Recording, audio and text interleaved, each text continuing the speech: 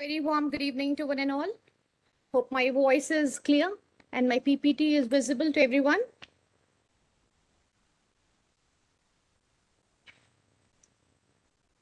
So I think we are good to begin the session.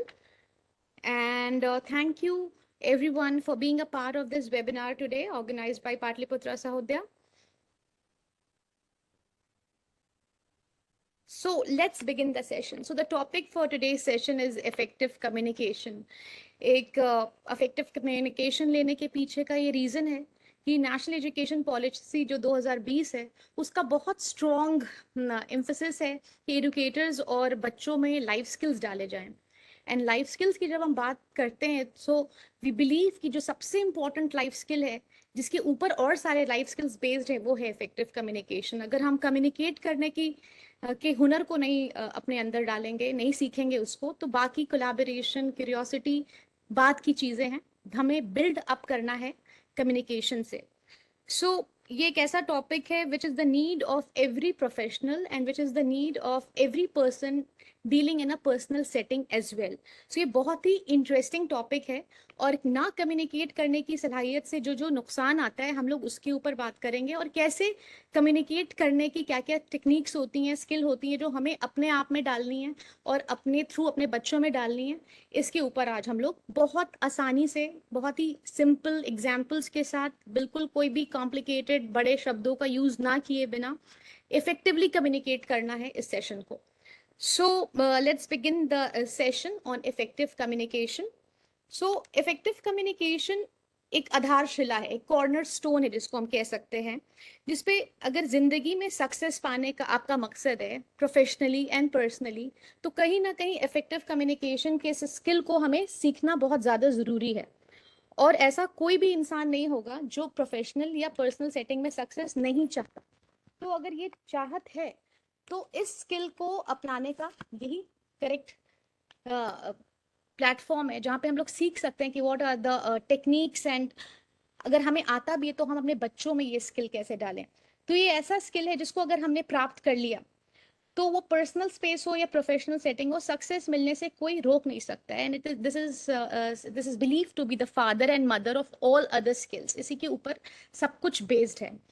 तो ये एक उत्प्रेरक का काम करता है, कैटलिस्ट का काम करता है। जैसे एग्जाम्पल अगर आप लें तो आपने कोई बहुत बड़ी मेहनत से काम किया है और आपको उसको दूसरों के सामने बहुत बेखूबी अच्छे तरीके से बखूबी प्रेजेंट करना है अपने तो आप उसको कैसे प्रेजेंट कीजिएगा अगर हमारे पास इफेक्टिवली कम्युनिकेट करने की, आर्टिकुलेट करने की सलाहियत नहीं है। तो कितनी भी अगर आपने मेहनत की है, कितना भी आपने स्किल अपना लगा करके किसी चीज़ को अगर डेवलप किया है और इसको अगर आप चार चांद इस पे आप लगाना चाहते हैं, तो ज़रूरी है कि हम उस चीज़ के पीछे का थॉट क्या है, उसको हमने क्यों बनाया, उसको हमने कैसे बनाया, उस वो कितना सस्टेनेबल है, ये सब हम तभी सामने वाले को बता पाएंगे जब हमें सलाहियत हो इफेक्टिवली कम्युनिकेट करने की। यानी कि सारा टैलेंट, सारा जो स्किल है वो तभी और बखूबी बाहर सामने आएगा अगर आप उसको आर्टिकुलेट करने की भी शक्ति रखते हैं। तो जब हम अपनी किसी बनाई हुई चीज को या अपनी की हुई चीज को सामने, दूसरों के सामने आर्टिकुलेट कर पाते हैं, डेमोन्स्ट्रेट कर पाते हैं अपने इफेक्टिव कम्युनिकेशन स्किल से, इससे क्या होती है, हमारी प्रोडक्टिविटी बढ़ती है और हमें मोटिवेशन बढ़ता है क्योंकि हमें दूसरों से सराहना मिलती है अपने उस चीज को डेमोन्स्ट्रेट करने की और जिस तरीके से हम उसको डेमोन्स्ट्रेट करना चाहते हैं। और हमें, जैसे अब इसके ऊपर अगर मिसाल दी जाए तो मिसाल के तौर में दुनिया में कितने सारे लोग होंगे जिनमें बेशुमार स्किल और टैलेंट है, पर अपने आप को व्यक्त ना करने की वजह से वो उनका हुनर या काबिलियत छुपी रह जाती है। और इसलिए इस तरह की नाइंसाफी का अगर कोई विक्टिम नहीं बनना चाहता है तो ये ज़रूरी है कि वो अपने अंदर इफेक्टिवली कम्युनिकेट करने के स्किल को डेवलप करें।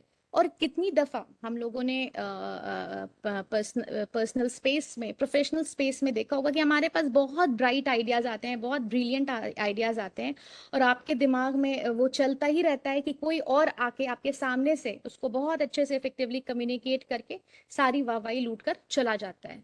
तो सारा थॉट, सारा जेनेसिस आपके माइंड में हुआ, बट उसको किसी और ने बहुत अच्छे से, क्योंकि उसके पास सलाहियत थी उसको डेमोन्स्ट्रेट करने की, वो आपके सामने से उस चीज को लेके चला जाता है और आप सोचते हैं इसके बारे में तो हम बहुत दिन से सोच रहे थे, लेकिन आपने करेज नहीं इकट्ठा करी उसको व्यक्त करने की। तो इफेक्टिव कम्युनिकेशन स्किल से हम प्रोफेशनली अपने रोल को बेहतर समझते हैं। अब वी आर ऑल एडुकेटर्स, तो हम मैनेजमेंट को, अथॉरिटीज को हमसे क्या चाहते हैं, हम इस स्किल को सदुपयोग करके कैसे बेहतर समझें अपने रोल्स को, कि अगर किसी ऑर्गेनाइजेशन में कोई काम कर रहा है तो उसको इफेक्टिवली कम्युनिकेट करना पड़ेगा मैनेजमेंट से, ये समझने के लिए कि उससे क्या एक्सपेक्टेड है। हम लोग बहुत बार अपने रोल्स में प्रोफेशनल स्टैग्नेंसी महसूस करते हैं। क्यों? क्योंकि जो ऑर्गेनाइजेशन हमसे क्या चाहती है ये हमारे तक आता ही नहीं है, और हम उसी उधेड़ बुन में रह जाते हैं कि क्या हम उन ऑर्गेनाइजेशन को केटर कर पा रहे हैं जिस तरह से एक्सपेक्टेड है कि नहीं। ये एक्सपेक्टेशन का आदान प्रदान, डिलीवरी और एक्सपेक्टेशन का आदान प्रदान तभी हो सकता है जब हम अपने करेज को बाहर लाएं और ये समझ सके कि what is the organisation expecting out of us, और उस रोल को ऑर्गेनाइजेशन के गोल से अलाइन कर पाएं, ताकि हम उस ऑर्गेनाइजेशन को बेहतर केटर कर पाएं और प्रोफेशनल ग्रोथ की तरफ बढ़ें। Because if you cater to your organisation as expected, और आपको ये क्लैरिटी हो कि आपको डिलीवर करना क्या है, तो आप बेहतर डिलीवर कर पाएंगे। बट ये सारी चीज बोलने में आसान है, इन सारी चीजों के बीच में क्या आता है कि आप इफेक्टिवली कम्युनिकेटेड हैं कि नहीं, आपने किया है तो आपको रेसिप्रोकेशन वैसा मिला है कि नहीं। क्योंकि एक बात जो कि बिल्कुल क्लैरिटी के साथ हमें हमेशा याद रखना है एज प्रोफेशनल, कि we can never be happy if we are on a bad term with our authorities और मैनेजमेंट जिनके लिए हम काम कर रहे हैं। अगर बैड टर्म्स है तो बहुत खुश रहने की गुंजाइश कम है, क्योंकि उनकी एक्सपेक्टेशन है कुछ हमसे और हमें उसको केटर करना है। ये एक्सपेक्टेशन क्या होती है ये तभी हमें पता चलेगी when we are communicating effectively with each other. And we need to align our professional roles to the vision of the authorities. जब हमें इस बात की जानकारी अच्छे से हो जाती कि भाई ऑर्गेनाइजेशन हमसे ये एक्सपेक्ट करती है और हमें यही डिलीवर करना है, तो क्या होता है हम बेटर परफॉर्मेंस दे पाते हैं। हमें एक्यूरेटली पता होता है कि this is what is expected और इसी में हमें एक्सेलेंस दिखाना है। प्रोफेशनल ग्रोथ जो 10 साल में होता, अगर नहीं वो क्लैरिटी होती, वो 5 साल में भी हो सकता है। So most of the professional stagnancy का जो रीजन है वो इसी बात पे है कि इफेक्टिवली कम्युनिकेटेड ही नहीं है, ना तो एक्सपेक्टेशन कम्युनिकेटेड है वेल, और क्या डिलीवर करना है वो भी कम्युनिकेटेड नहीं है। ये चीज को और हम लोग सरल करेंगे as the session grows on, तो आपको सारी बात और भी क्लैरिटी के साथ समझ में आएगी कि what exactly effective communication is all about.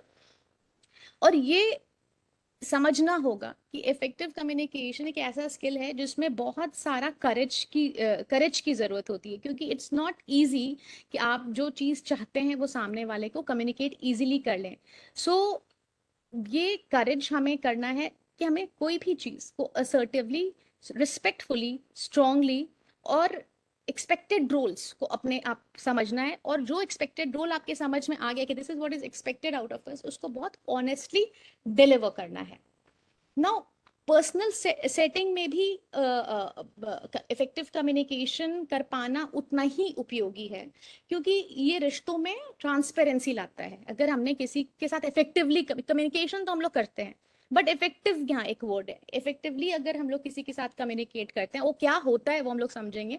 ये अभी बस उसका आप एक स्कार्फ फोल्डिंग समझिए जिसके ऊपर हम लोग आने वाले हैं। अगर आप पर्सनल सेटिंग में इफेक्टिवली कम्युनिकेट करते हैं, बस कम्युनिकेट अपने हिसाब से नहीं, इफेक्टिवली, कि जैसा सोचा जो था वो डिलीवर सामने वाले के पास वैसे ही हो जाए, तो ये रिश्तों में पारदर्शिता लाती है, ट्रांसपेरेंसी लाती है, जिसमें किसी ने, जब आप किसी से बात करते हैं तो बहुत बार ऐसा होता है कि वो आपको ये महसूस हो जाता है कि सामने वाला आपसे कोई बात छुपा रहा है या हल्का सा झूठ बोल रहा है, या उसे ये समझ में आ रहा है कि उसकी बॉडी लैंग्वेज कुछ और कह रही है बट वो जबान से तो कुछ और कह रहा है।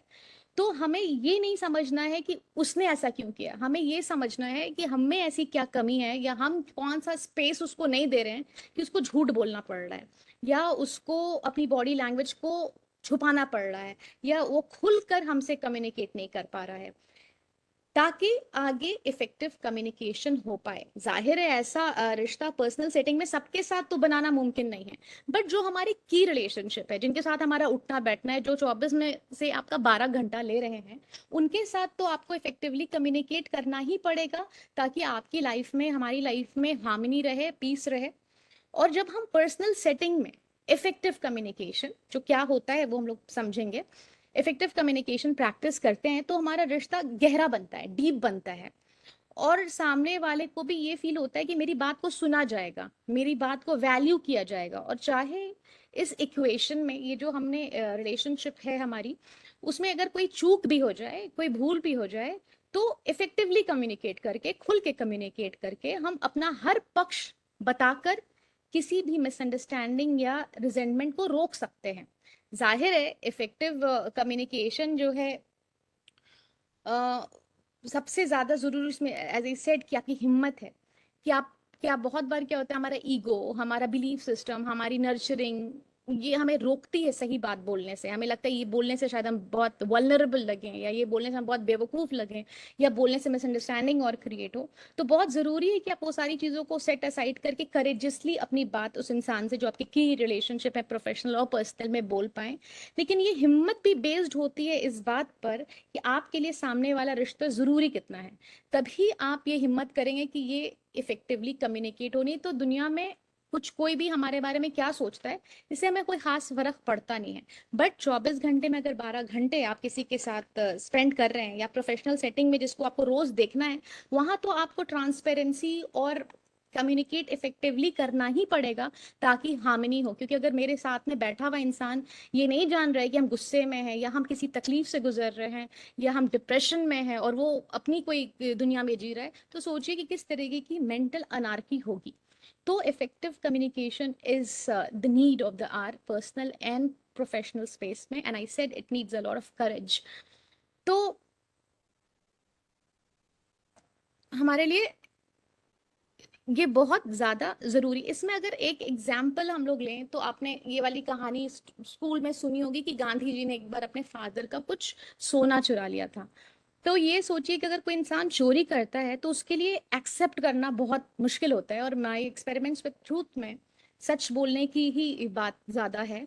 तो कि ट्रूथ जो होता है वो बहुत पेनफुल होता है, बट अगर आप उस पेन से डील कर लेते हैं, तो फिर वो बहुत पावरफुल हो जाता है, क्योंकि फिर आपको कोई चीज ना याद करने की जरूरत है, ना फेक करने की जरूरत है। तो गांधी जी ने जब अपने फादर का सोना चुराया था, तो उन्होंने तुरंत जा करके अपने फादर को बता दिया कि हमने आपका सोना चुराया है। और उसके बाद उनके फादर ने जो उनकी सजा दी, उन्होंने वो सजा की का मेंशन कम है, लेकिन जो पश्चाताप खुद गांधी जी को हुआ, वो रात भर उनके सिरहाने बैठ के रोते रहे। तो it needs a lot of courage to communicate openly and accept what one has done, because that relationship was important to him। तो उन्होंने ये एक्सेप्ट किया। तो ये बिल्कुल डिपेंड करता है कि आपके लिए उस इक्वेशन में हार्मनी की जरूरत कितनी है, तभी आप वो करेज एक्यूमुलेट कर पाते हैं समझाने के लिए कि यहाँ पे इफेक्टिवली कम्युनिकेट करना क्यों है। और अगर हमारा, सोचिए, अगर हमारा ये इस तरीके का ट्रांसपेरेंट इक्वेशन, जहाँ पे हम इफेक्टिवली कम्युनिकेट कर सकते हैं, कुछ चंद लोगों के साथ भी हो जाए जिनके साथ हमारा रोज का उठना बैठना है, तो हम कितने सारे अनड्यू ओवर थिंकिंग से बचते हैं। ठीक है, अनड्यू ओवर थिंकिंग से बचते हैं, एनजाइटी से बचते हैं, डिप्रेशन से बचते हैं, मेंटल वायलेंस जो हम लोग करते हैं अपने आप को, उसने ऐसा क्यों बोला, हम अभी इस तरीके से गुजर रहे हैं, उसने ऐसा क्यों किया। और एग्रेशन, जो अपने मेंटल एक एग्रेशन अपने अंदर लेकर के जो जूझते हैं बिना कुछ बोले, जो सामने वाले को पता भी नहीं है कि उसकी वजह से उसके दूसरे के दिमाग में चल रहा है, उससे अपने आप को बचा लेते हैं, because you have decoded all the wires. तो हमारा मेंटल और इमोशनल हेल्थ इफेक्टिव कम्युनिकेशन से बहुत ज़्यादा सही रहेगा, जहाँ पे सामने वाले को हम ये सलाहियत अपने आप में, अपने अंदर स्किल एक्यूमुलेट करेंगे कि इफेक्टिवली बता देना है। पर ये हमेशा याद रखना है कि you have to put aside all your ego, your previous belief system, your pre-assumptions and conditioning, and all these will always be set aside only when you want to communicate effectively. नहीं तो हम लोग बहुत conveniently ये कहते हैं कि we have communicated, but we know how well we have done that. So ये एक ही जिंदगी है। और अगर की रिलेशनशिप अलाइनमेंट में जो कि प्रोफेशनल एंड पर्सनल सेटिंग दोनों में होती है। अगर आपने नहीं किया है कम्युनिकेट इफेक्टिवली, तो जिंदगी में बहुत फ्रिक्शन होता है, और फ्रिक्शन जब होता है तो क्वालिटी ऑफ लाइफ बहुत डिक्लाइन रहती है, क्वालिटी ऑफ वर्क बहुत अच्छा नहीं होता है। नाउ यहाँ पे एक जो फर्स्ट स्लाइड जो मेरा है, उसको अगर आप पढ़ने की कोशिश करेंगे तो उसमें ये है कि एक वर्क प्लेस में दो लोग हैं, जहाँ पे एक बॉस अपने एम्प्लॉय को कोई इंस्ट्रक्शन दे रहा है, लेकिन यहाँ पे का आप एम्बियंस देखिए कि दोनों के बीच में फिजिकल गैप कितना ज्यादा है, बहुत दूरी है दोनों में। तो बहुत चांसेस है कि यहाँ पे मिसकम्युनिकेशन होगा, क्योंकि जो बॉडी लैंग्वेज है वो बिल्कुल डिस्टेंट है, और बहुत सारे लोग हैं, तो आपको यहाँ पे मिसकम्युनिकेशन का पोटेंशियल बहुत ज्यादा है। तो ये जरूर आप देखिएगा कि कम्युनिकेट करने वाले का बॉडी लैंग्वेज भी कितना ज्यादा इंपॉर्टेंट रोल प्ले करता है। यहाँ पे एक बात आती है कि जो सबसे बड़ी बाधा आती है इफेक्टिवली कम्युनिकेट करने में, वो है कि मोस्ट ऑफ अस थिंक कि हमने कम्युनिकेट किया है। ये एक भ्रम में हम रहते हैं, एक इल्यूजन क्रिएट करते हैं कि हमने तो सारी बात बता दी थी, उसके बाद उसने नहीं समझा तो वो उसका प्रॉब्लम है। ये एक इल्यूजन है, एक मिराज है, जिससे हम लोगों को समझना है कि ये क्या है। इसमें क्या होता है कि हम कन्वीनियंटली कोई चीजों को समझने की कोशिश करते हैं। अब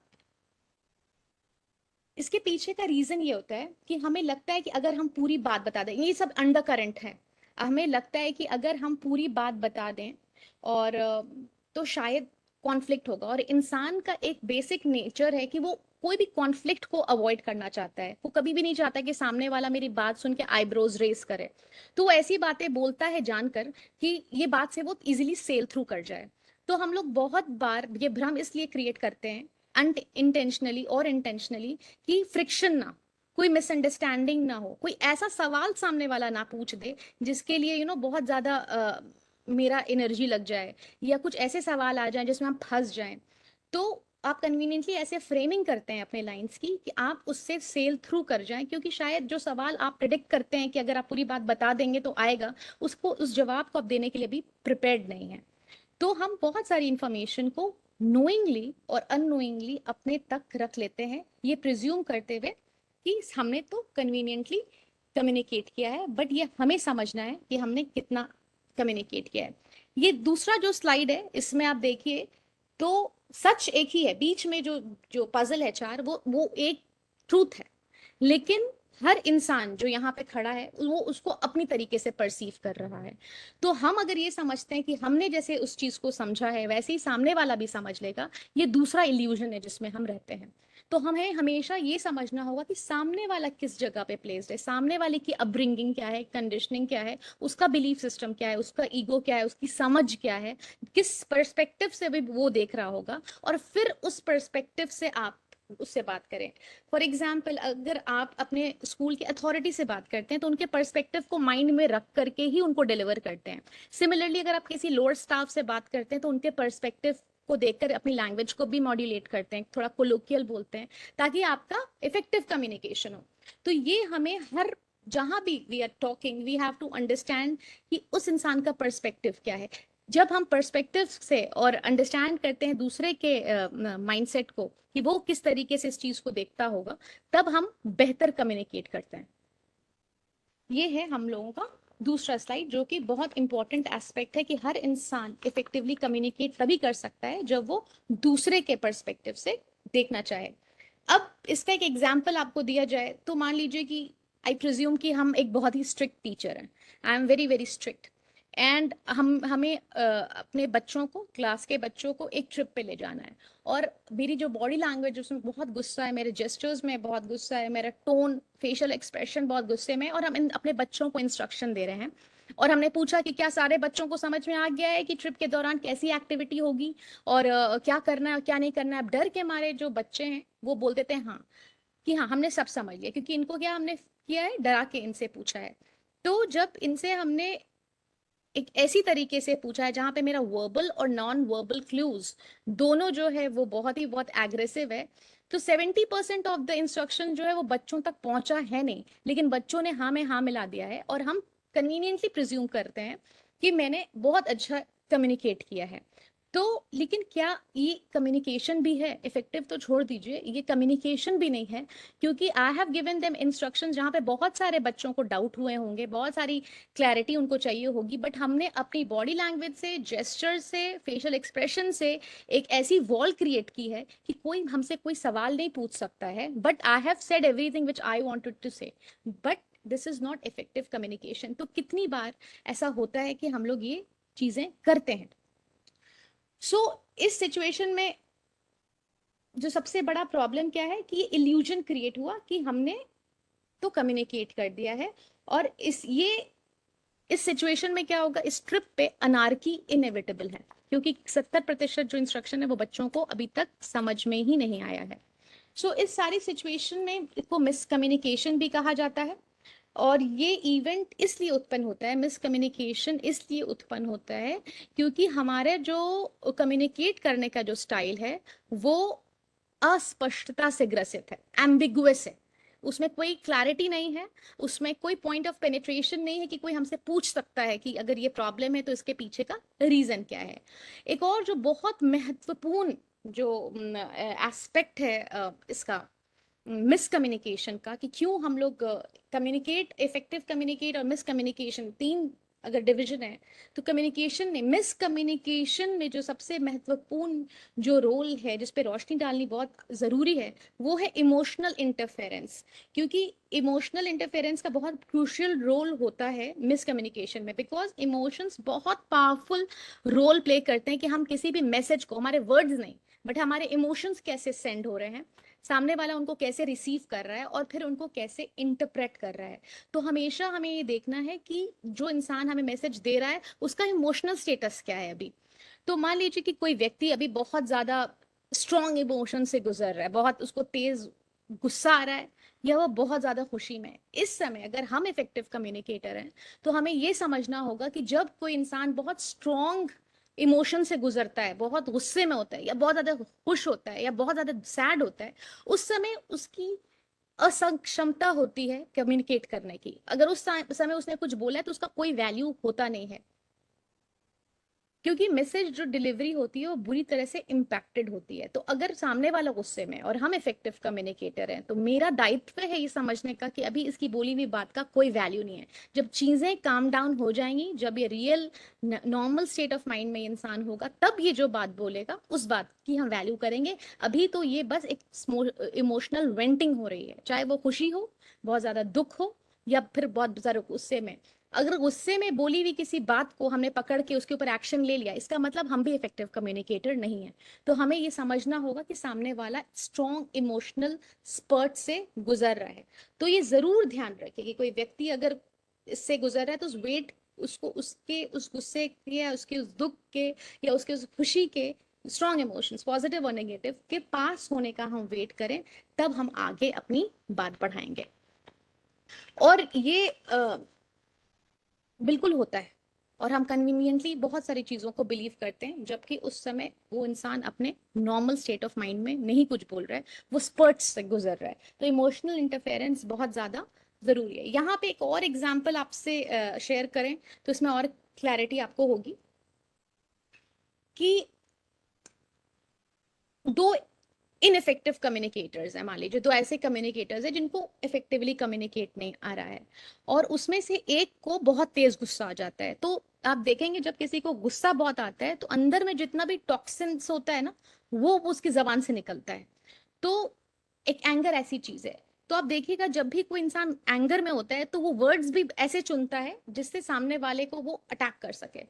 तो कोई इंसान, दो लोग हैं जो कि इनफेक्टिव कम्युनिकेटर्स हैं, उसमें से एक कहता है कि you never listen to me. ये सब गुस्से में बहुत कॉमन सेंटेंसेस है जो रिलीज होते हैं, you never listen to me, या यू ऑलवेज डू दिस।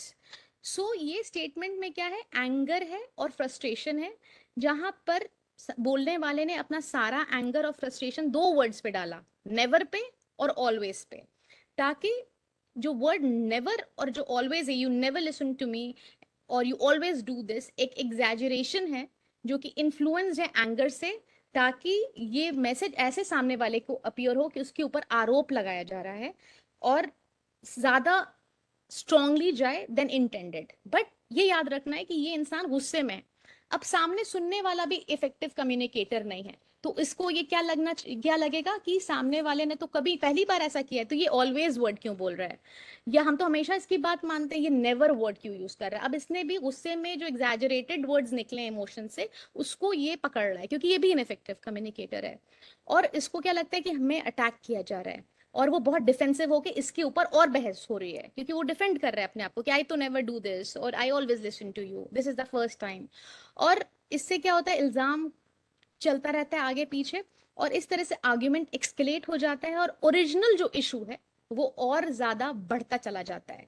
तो ये हमेशा ध्यान रखना है इफेक्टिव कम्युनिकेशन करने के दौरान कि सामने वाला किसी इमोशनल स्पॉट से तो नहीं गुजर रहा है, बहुत स्ट्रॉन्ग इमोशन से तो नहीं गुजर रहा है, क्योंकि उस समय इफेक्टिव कम्युनिकेशन करने की उसकी क्षमता खत्म हो चुकी है। ये हमारा दायित्व है on the other hand being an effective communicator कि उस टाइम को बीतने दिया जाए, और तब उससे बात की जाए जब चीजें वो संभाल पाए, और सही तरीके की, गुस्से में या खुशी में बोली हुई बातों का कोई वैल्यू नहीं होता है। दूसरा इमोशनल इंटरफेरेंस है, जिसको अभी again I would put some light on that, कि जब इमोशनल इंटरफेरेंस होता है तो we are prone to selective hearing. ये हमेशा प्रोफेशनल सेटिंग में आप इस सिचुएशन से रूबरू हुए होंगे। इसमें क्या होता है कि मान लीजिए आपने अपने क्लास में इम्प्लीमेंट करने के लिए एक टीचिंग स्ट्रैटेजी बनाई, बहुत मेहनत करके आपने टीचिंग स्ट्रैटेजी बनाई, या कोई टूल आपने डेवलप किया, या जादुई पिटारा बनाया, या कोई ऐसी चीज क्लास के लिए टीएलएम बना दी जिससे कोई बहुत कॉम्प्लेक्स टॉपिक अब बच्चे को बहुत इजीली समझ में आएगा, और आपको हफ्ते भर का टाइम लगा कि चलो एक बार ये टूल अगर डेवलप हो जाएगा तो हर साल का सरदर्द खत्म हो जाएगा, और ये आपने इसमें बहुत मेहनत की।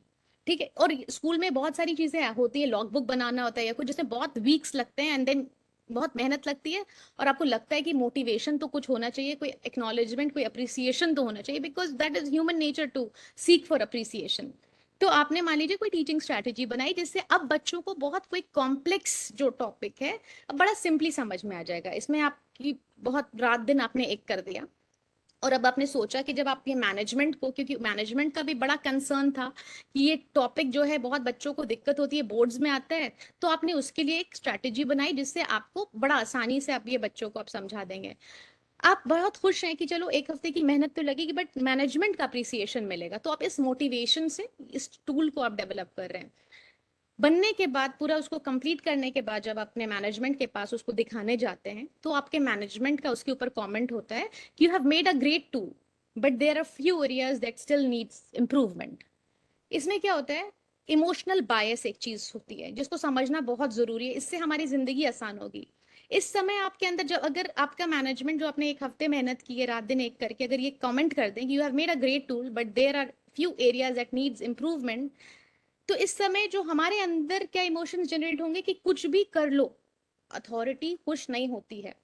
और इमोशनल बायस होकर हम लोग इस पार्ट को कन्वीनियंटली इग्नोर करेंगे और कंप्लीटली इग्नोर कर देंगे कि मैनेजमेंट ने ये भी कहा था कि you have made a great tool, और इस जगह से हम लोग बहुत हतोत्साहित होकर के निकल जाएंगे ये सोच के कि अथॉरिटीज को या मैनेजमेंट को आपके आपकी मेहनत और परफॉर्मेंस से खुशी नहीं मिली है। लेकिन ये क्या, ये टिपिकल क्लीशेड एग्जाम्पल है ऑफ मिसकम्युनिकेशन, वेयर हम लोग इमोशंस के प्रेशर में आके सिलेक्टिव हियरिंग करते हैं, इमोशनली बायस जिसको कहते हैं, इट्स अ सिंड्रोम जो हम लोगों के साथ होता है। हमें ज्यादा फोकस किस बात पे करना चाहिए, you have made a great tool, और जो सजेशन है उनको पॉजिटिव फीडबैक की तरह लेना होगा। बट हम लोग क्या सोचते हैं कि किसी भी चीज की कंप्लीट तारीफ हो जाए, तो हम लोग इमोशन से जनरेट हो रहे हैं ना कि इंटेलेक्ट से। तो हमें most of the time we have to keep aside emotions if we want to be effectively want to communicate effectively। Emotions बहुत रूइन करते हैं कम्युनिकेशन को, ये हमेशा याद रखिएगा। और जहाँ पे भी आपको प्रोफेशनली या बहुत रिस्पॉन्सिबली बिहेव करना है, या कमेंट करना या रिस्पॉन्ड करना, way you not allowed to react, you have to keep aside your emotions. Emotions को डिले करना होगा, उसको बाद में डील करना होगा। So this is another one thing that we educators we need to understand कि selective hearing नहीं हो सकती है, we have to take the good things and work on the things that need improvement, क्योंकि ये सारी चीज से हम लोग रोज रूबरू होते हैं। नाउ पर्सनल सेटिंग में अगर हम लोग चले जाते हैं तो इसका भी एग्जाम्पल के थ्रू आपको हम समझाते हैं। एक होती है अनएक्सप्रेस्ड नीड्स, तो all are a result of emotional interference. अब एक गृहिणी जो हाउसवाइफ है, जो कि किचन में खाना बनाती हैं एज यूजुअल, उन्होंने बहुत लाउडली शाउट करके सबको, अपने घर के मेंबर्स को, और ये हम में से कोई भी हो सकता है, उन्होंने बहुत तेज शाउट करके बोला कि किचन का हाल बिल्कुल कबाड़ा है। तो जो जो लोग ने ये सुना, फैमिली मेंबर्स ने, उन्होंने सोचा कि यूजुअल कॉमन कंप्लेंट है जो हम रोज सुनते हैं, ये सुना। बट यहाँ पर जो अनसेड मैसेज है उस फीमेल का, वो ये है कि किचन कबाड़ा है, आई नीड हेल्प। ठीक है, ये मैसेज बहुत बार आई सेड ना कि बिलीफ सिस्टम, अपब्रिंगिंग, नर्चरिंग में हम लोग डायरेक्टली नहीं बोलना सिखाया नहीं जाता है, इफेक्टिवली कम्युनिकेट करना सिखाया नहीं जाता है। लेकिन अनसेड को सुनने की अगर क्षमता है तो ये है कि आई नीड हेल्प। क्यों कोई चिल्ला के बोलेगा कि किचन का हाल कबाड़ा है? Because that person needs help. तो अब इस मिस इंटरप्रिटेशन से एक मिसअंडरस्टैंडिंग बढ़ती है और कॉन्फ्लिक्ट होता है घर में। और हमेशा की तरह जो ओरिजिनल इशू है कि किचन गंदा है, वो गंदा ही रहता है, और एक औरत है जो कि स्ट्रगल कर रही है। तो घर की जो ये जो फीमेल है, उसको किस चीज का फीलिंग आएगा? अकेलेपन का, अनसपोर्टेड का, कि कोई परेशानी नहीं समझता, हम सुबह से काम कर रहे हैं, और बहुत हर्ट होगा। तो अब पर्सनल रिलेशनशिप में जो की रोल है, जो घर की जो फीमेल है, जो घर को रन करती है, अगर वो अनसपोर्टेड फील करती है, अकेला फील करती है, या हर्ट फील करती है, तो सोचिए उस घर में हार्मनी कैसे आएगी। तो उस घर में तो कम्युनिकेशन ही नहीं है, अनसेट को समझने की क्षमता ही नहीं है। तो जब रिजॉल्व नहीं हो पाएगा, तो ये कॉन्वर्सेशन जो है, जो उसका मेन जो कॉन्टेक्स्ट है, वो मिस होता है। और ये सब इफेक्टिवली ना कम्युनिकेट करने की का नतीजा है। जहां उसने अज्यूम किया कि घर वाले अनसेड मैसेज समझेंगे, उसने सोचा कि अनसेड मैसेज समझेंगे और कोई मेरी मदद को आएगा, और घर वालों ने क्या, नॉन वर्बल क्लूज को कंप्लीटली इग्नोर किया। और अंत में क्या हुआ? घर में अनार्की बरकरार रही। उन्होंने क्या नॉन वर्बल क्लूज इग्नोर किया?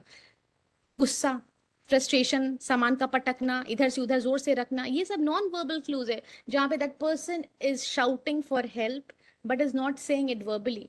So that is effective communication. You get up and you say that okay, I am gonna help you, कोई बात नहीं है। उससे क्या होगा? हार्मनी बनेगी। आपने इफेक्टिवली कम्युनिकेट किया by understanding the non verbal clues, क्योंकि हर चीज हर इंसान बोल के नहीं बताता है, and non verbal clues are very very important.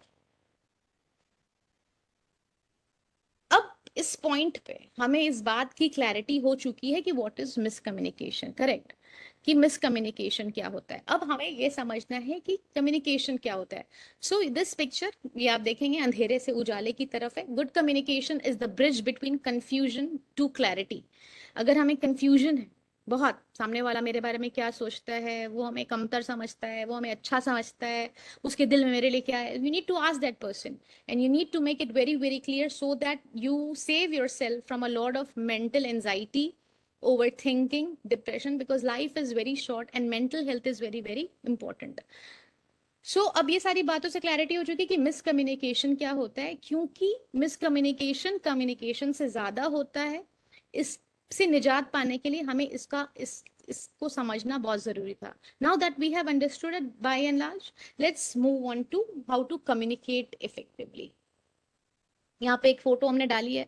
यहाँ पे दो लोग हैं जो कम्युनिकेट करने की कोशिश कर रहे हैं। उन दोनों के ब्रिज हो चुका है रिलेशनशिप, जो भी है, प्रोफेशनल है, पर्सनल है, ये नहीं बताया जा सकता है, बट जो कोशिश है, जो दोनों के बीच में दूरी है, उसको कम करने के लिए हर तरीके की चीजों को यूज किया जा रहा है। मैसेजेस यूज किए जा रहे हैं, और टेलीफोन का यूज हो रहा है, खत का यूज हो रहा है, इमोशंस का यूज हो रहा है, हर तरीके की चीज हो रही है ताकि कम्युनिकेट हो और जो की रिलेशनशिप है वो अलाइन हो सके। कोशिश बहुत ज्यादा जरूरी है। Effort requires is required from both the side. और जब आप, एक और चीज जो इस पिक्चर में बहुत अच्छे से दिख रही है कि पीछे एक सनराइज भी हो रहा है, कि when you are able to effectively communicate with the key relationship, professionally और पर्सनली, जिंदगी ब्राइटर हो जाती है, न्यू बिगिनिंग्स नजर आती है, लाइफ में पॉजिटिविटी आती है, प्रोडक्टिविटी आपकी बढ़ती है, क्वालिटी ऑफ लाइफ एनहांस होती है। So there is a sunrise also. So I found this picture to be very beautiful, जहाँ पे ब्रिज भी है, कम्युनिकेशन करने का तमाम जरिया भी है, और एक सनराइज भी है। So now move on to the next slide. So what is effective communication? Miscommunication तो समझ में आ गया है। Now we will move on to what is effective communication. तो ये एक प्रोसेस है, इसको समझिए कि एक प्रोसेस है जिसमें एक इंसान दूसरे से अपने आइडियाज, थॉट्स, कैसा वो महसूस करता है, कोई भी इंफॉर्मेशन एक्सचेंज करता है एक ऐसे वे में जो कि इंश्योर करता है, कि ये सारी जो चीजें उसने शेयर की हैं सामने वाले के साथ, वो उसके पास वैसे ही पहुंचे जैसी कि वो पहुंचाने की कोशिश कर रहा है। अब it involves not only conveying a message accurately but also ensuring कि जो रिसीवर है वो मैसेज को वैसे ही समझे जैसे कि वो इंटेंडेड है। ठीक है। अब किसी ने बोल दिया, अच्छा स्कूल में ये बहुत बार होता है कि कोई टीचर ने बहुत लंबी लीव ली है, ठीक है, बहुत उनके पीछे से बहुत सबको सब्स्टिट्यूशन करना पड़ा, ये करना पड़ा, वो करना पड़ा।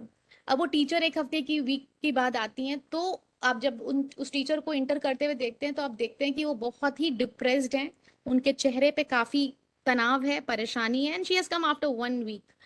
तो ज्यादातर लोग क्या करते हैं इसमें कि वो ये बोलेंगे कि यार इनके पीछे, इन तो छुट्टी ले ली, इनके पीछे कितना सब्स्टिट्यूशन करना पड़ा, अपना काम कम है जो इनका भी काम करना पड़ा। बट और आप उनसे पूछते हैं how are you ma'am, and then she replies I am fine.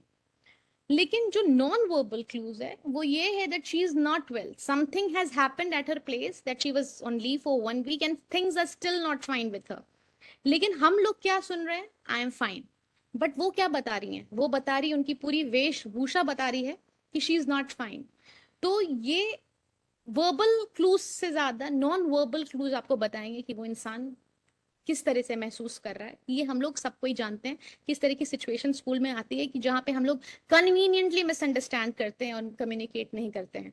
And it involves, और ये बॉडी लैंग्वेज से, आपके फेशियल एक्सप्रेशन से, आपके चलने के अंदाज से, आपके वॉइस के टोन से समझ में आ जाता है कि whether you're fine or whether you're not fine. And being an effective communicator, you need to understand कि what is unsaid. ठीक है ना। इसका जो की कंपोनेंट्स है, जो कि हम लोग इसको समझेंगे कुछ एग्जाम्पल।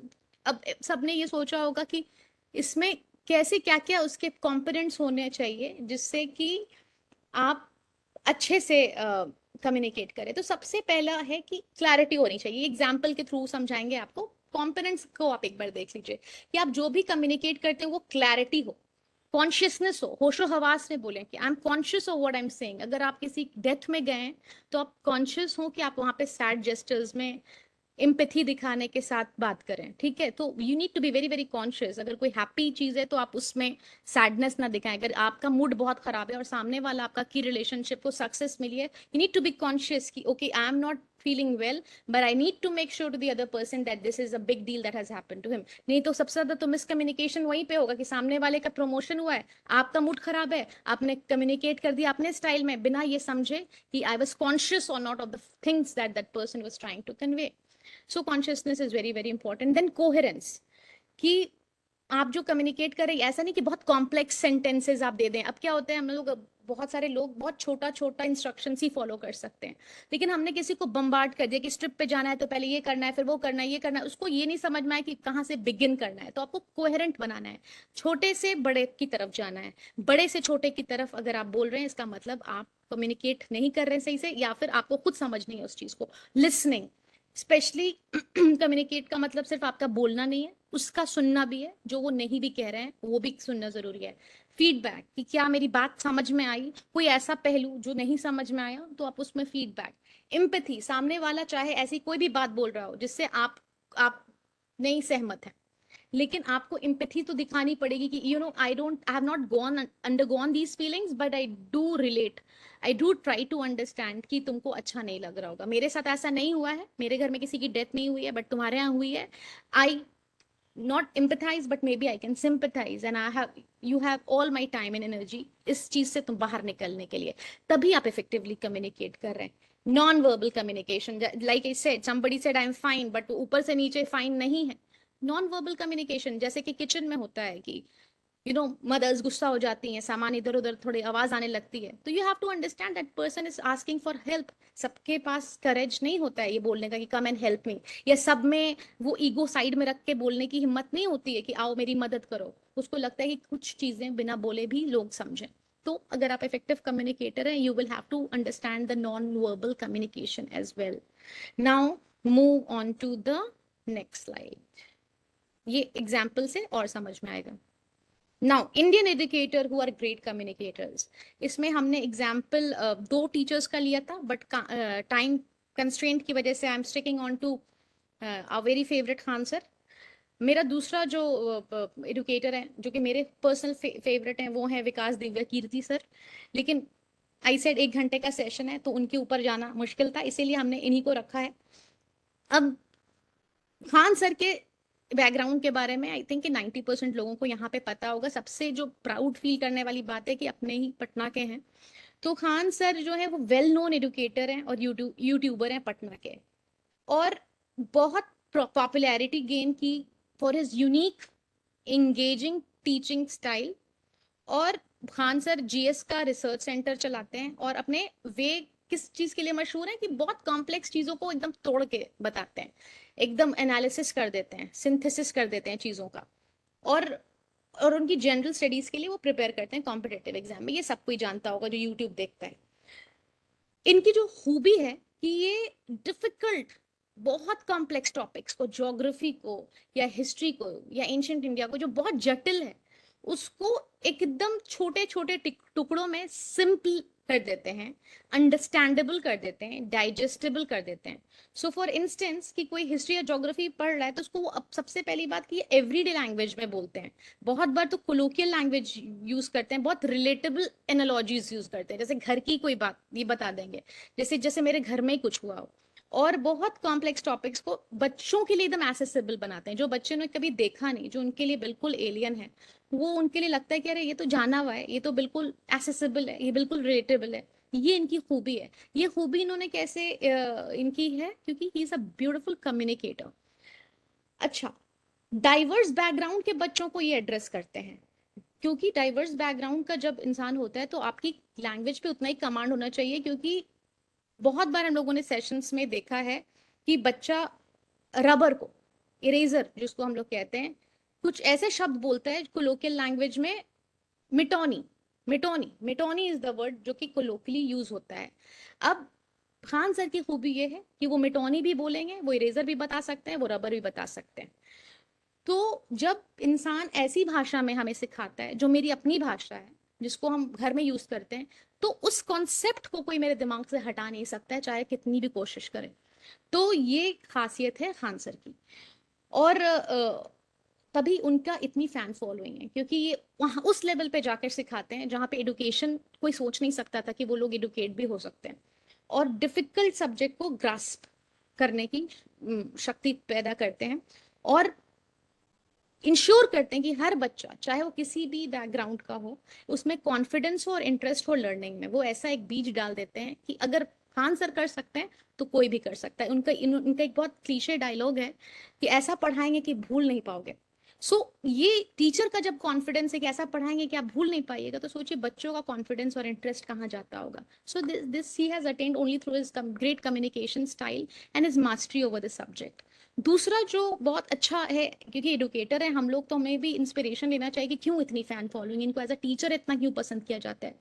तो ये बहुत ह्यूमर और एंगेजमेंट ऐड करते हैं।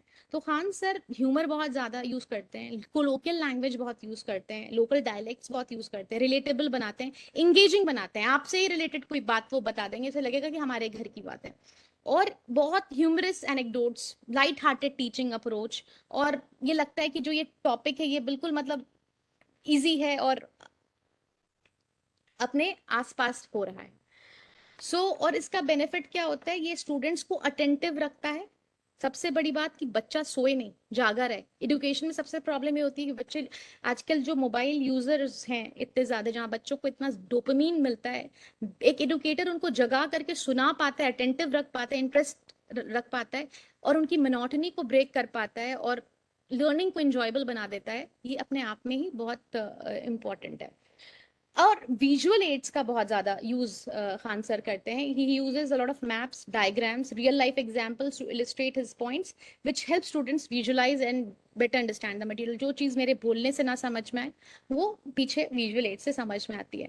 और इससे क्या होता है, रिटेंशन ऑफ इंफॉर्मेशन बच्चों को रहता है। ये तो हर जोड़ वो लगा देते हैं जिससे बच्चे लर्निंग में इन्वॉल्व रहें, और एड करता है स्टूडेंट्स को in recalling the facts while during the examination. ठीक है।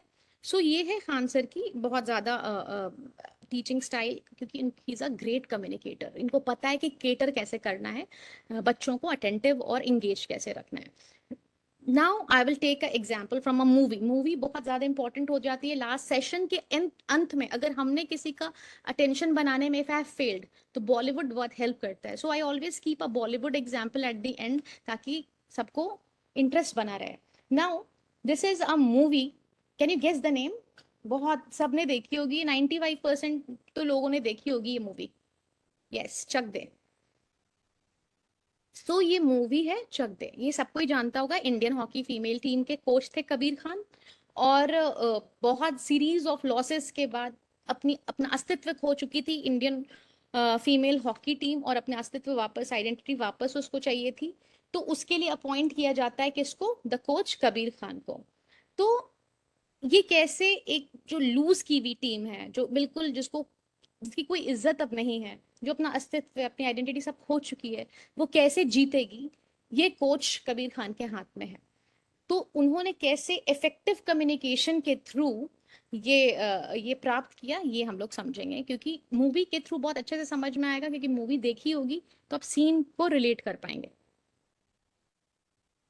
तो फाइनल मैच के पहले इसमें कबीर खान का एक डायलॉग है जो आप लोगों को हम सुना रहे हैं, और जिसने देखी होगी वो जरूर ये डायलॉग याद रखे होंगे कि अब ये 70 मिनट तुमसे सिर्फ मैं नहीं, बल्कि तुम्हारा हर वो रिश्तेदार, दोस्त, माँ बाप, भाई बहन जो यहाँ बैठा है, सिर्फ ये पूछ रहा है कि तुमसे होगा या नहीं होगा। लेकिन ये 70 मिनट तुम्हें जिंदगी भर याद रहेंगे, चाहे तुम जीतो या हारो। मुझे नहीं पता, लेकिन ये 70 मिनट तुमसे कोई नहीं छीन सकता। तुम्हारे पास आज भी वो मौका है, जीने का, मरने का, लड़ने का, भिड़ने का, मरने का, मार खाने का, कुछ भी कर जाने का। बस एक 70 मिनट। इसमें क्या है, इस इंस्ट्रक्शंस में इफेक्टिव कम्युनिकेशन है। क्यों? सबसे पहली बात है क्लैरिटी है। जो कबीर खान है वो क्लियरली स्टेट कर रहे हैं कि जो नेक्स्ट 70 मिनट है वो तुम्हारे लिए कितना इंपॉर्टेंट है। आज ये सब कुछ अपना इस 70 मिनट में दे दो, हारो जीतो, मार खाओ, मारो, बट क्लैरिटी है कि तुम्हारा चॉइस है कि तुम्हें करना क्या है। कॉन्शियस है, ये डायरेक्ट टू द पॉइंट है, क्रूशियल मैसेज पे डाल रही है। दूसरा है कि कोहेरेंस है। कोहेरेंस ये है कि पहले उन्होंने ये बताया कि प्रॉब्लम क्या है। ये पूरी जो जो टीम होती है इंडियन हॉकी टीम में, इसमें हारने की सबसे बड़ी वजह ये होती है कि कोई टीम के लिए नहीं खेल रहा है, सब अपने लिए खेल रहे थे। अगर आप इस मूवी का पहला सीन देखते हैं तो सबसे पहले जो सीन में सब सब प्लेयर्स से वो पूछ रहे हैं कि तुम्हारी टीम का नाम क्या है, और सब अपने स्टेट का नाम बोल रहे हैं। तो उन्होंने क्लियर किया, बिल्कुल कोहेरेंट किया कि सब टीम इंडिया के मेंबर हैं। ये दिमाग से निकाल दिया जाए कि ये स्टेट का कोई मैच हम लोग लड़ रहे हैं, ये हम लोग अपनी कंट्री के लिए लड़ रहे हैं। तो बिल्कुल कोहेरेंस है कि लॉजिकल सीक्वेंसिंग है कि भाई तुम लोग अगर टीम स्पिरिट नहीं लाओगे तो जीत नहीं पाओगे। तो मेन पॉइंट क्या है कोहेरेंट, कि आप पहले टीम स्पिरिट जनरेट कीजिए। दूसरा है इसमें जो पॉइंट जो इनकी, जिसमें ये इफेक्टिव कम्युनिकेशन में हमने डाला है ये स्लाइड को, कि इमोशनल अपील है। The speech is emotionally charged, aiming to inspire and motivate the players. Emotionally charge है भाई, तुम पूरी जिंदगी तुमने बिता दी, आज ये 70 मिनट में तुमने जो मेहनत की है वो डेमोन्स्ट्रेट करने का टाइम है। तो ये बिल्कुल क्लैरिटी है कि जो भी तुमने आज तक मेहनत की है, सोचा है, हॉकी के लिए ड्रीम रखा है, ये ही 70 मिनट में सब कुछ होने वाला है। तो एक माइंड में क्लियर पिक्चर इन्होंने की। इंगेजमेंट, इंगेजमेंट भी क्रिएट किया, क्योंकि यहाँ पे किसका नाम ले रहे हैं ये? माँ बाप, भाई बहन। क्योंकि जब लौट के जीत के जाएंगे या हार के जाएंगे, किसको मुंह दिखाना है? अपने इमीडिएट की रिलेशनशिप को। तो उनके सामने किस तरीके का मुंह लेकर के जाना है, ये आपको समझ में आना चाहिए। जीत के जाना है कि हार के जाना है, वो फेस तो आपको दिखाना है। तो क्या है? इंगेजमेंट है, पर्सनलाइजेशन है। देन एम्पैथी है।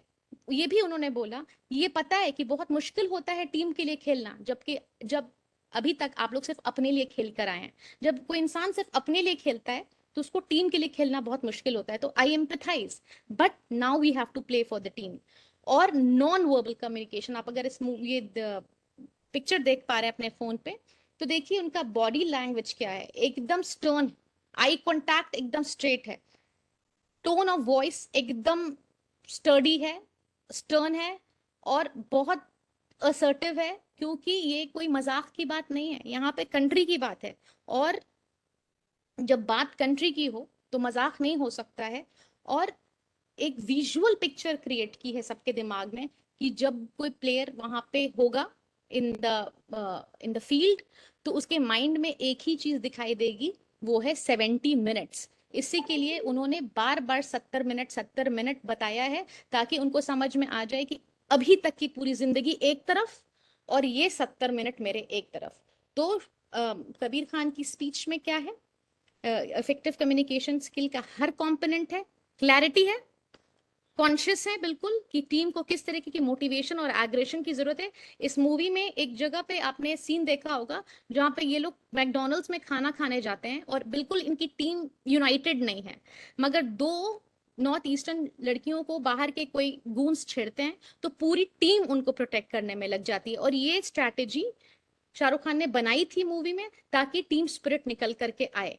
तो टीम स्पिरिट को निकालने के लिए आपको बहुत सारी चीज करनी पड़ी इस मूवी में दिखाया है, ताकि मैसेज जो है वो क्लियरली निकल करके आए।